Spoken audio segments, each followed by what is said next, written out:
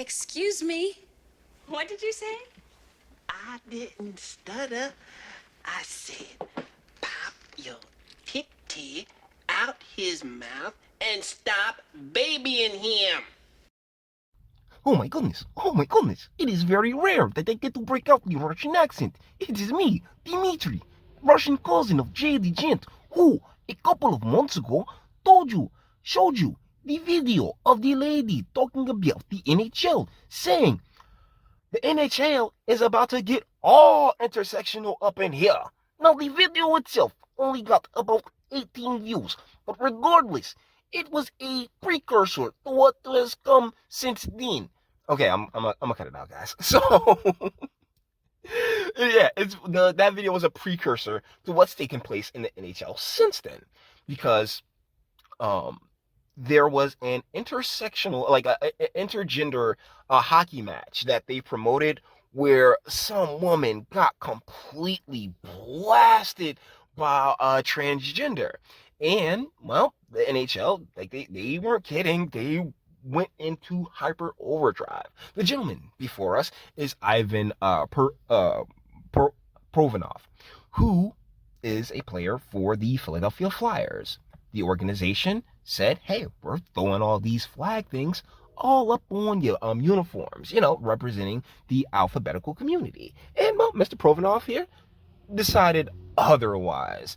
And when confronted about it by reporters, he had this to say. Like I said, the time I'm going to comment on that. If you have any hockey questions, I would answer those. Sorry. Everybody, and I respect everybody's choices. My choice is to stay true to myself and my religion. That's all I'm going to say.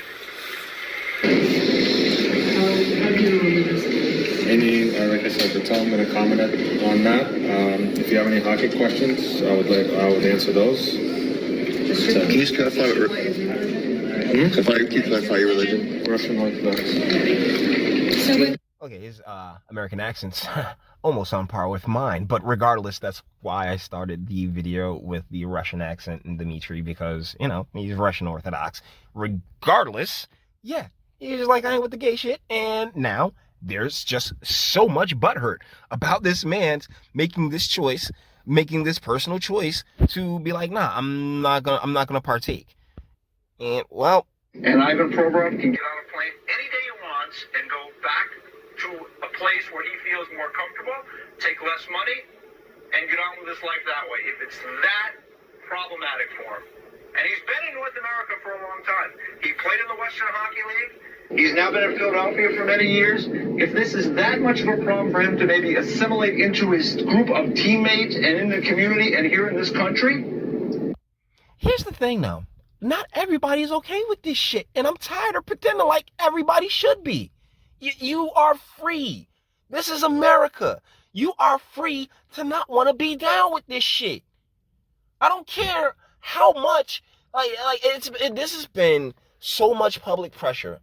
This has been the power of the media. This has been the true strength of perception. Because if you look on television and you actually talk to people in the real world, you will get two completely different pictures. And that's one of the reasons why so many people, let's just say, feel some kind of way towards a very specific group of quote unquote, let's just shoot back on over. Everybody, and I respect everybody's choices. With the bulk of the conversation. No, there's no hot chick that's about to pop up. So let's continue. There's a huge part of the of this country who's not okay with any of this, but because our media is so agenda driven, and this mindset, this ideology has been allowed to fester and permeate so hard through the lenses of the media. And this is the entertainment industry as a whole. See, one of the things we like to do here in this country is compartmentalize. We like to sit here and say, oh, well, the NHL and NBA, the NFL, they're all completely different things. They're not all basically filled with the same people pushing the exact same agendas. Nah, guys, time to grow up, okay? Yes, they are, all of them. from your local news station to freaking the NBA All-Star game. This exact same people are and most importantly, the exact same gender weirdo ideology is permeating through all of it. Every single image you see on your TV screen has been ultimately hijacked. It's one of the reasons why you end up with stuff like Velma. It's because once you go to an extreme, there's nowhere else to go. Once you go extreme, and guess what, guys? We went extreme in the 90s. I don't know if y'all remember that whole era. Extreme! Yeah. yeah, yeah, that whole era. We already went there, so guys, it's just been a wild ride ever since. And one of the things that back in the 90s, and I damn near do this every video. The evangelicals of the time, they were like, "Hey, man, you're opening Pandora's box with this shit. You might wanna not." And the thing is that pop that box right on open, and here we are, where it seems as if. Christianity, I don't know how aligned Russian Orthodox is with Christianity, but Christianity is so nice. Well, our whole thing is about showing grace and showing mercy. And I can't help but feel like as a collective, we're kind of like getting tired of showing that fucking mercy to people who have no mercy, motherfuckers who have no chill, people who see an inch, take a mile, and then be like, you know what, freaking give me the entire state, right? You give them the inch, and they just fly off with that shit. And that's what's taken place. That's what's transpired throughout the past, really the entirety of my life. Once again, I was born in the 80s, lived through the 90s. Extreme! Where we go from here? Oh, here's where we go from there. Yikes. Yikes. Guys, you see my content. You see what I've covered on this channel so many times. And it really is you're bullies.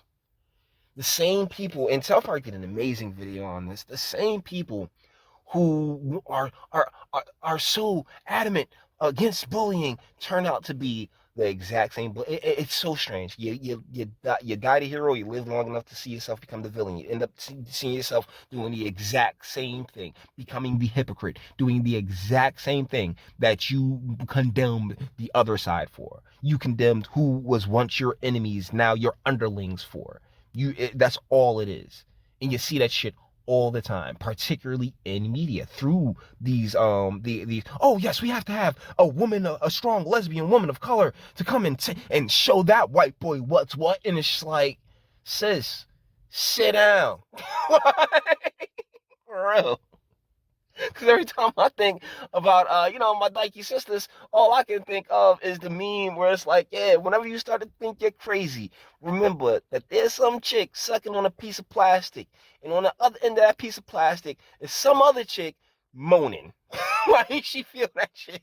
So guys, with that being said, we're gonna bring this one up. We're gonna bring this one to an end. All the internet stuff. If you like it, toss it a like, dislike, go ahead, do that too. Nobody's scared of you. Sub, enjoy my fantastic voice. You want to get videos like this every single day. Share, because sharing is caring. And YouTube and Bitchute aren't the biggest fans of you, but we have very obvious reasons. Bang the bell for notifications. Get something from Teespring. Check me out at Odyssey as well. Links in the description. Let's go to the description box and do damage and speak. Let me know, what do you guys think in the comments? This isn't hate speech. I hate no one. I want everyone to live their best lives. Just, in most cases, leave me and the rest of us the fuck out of it.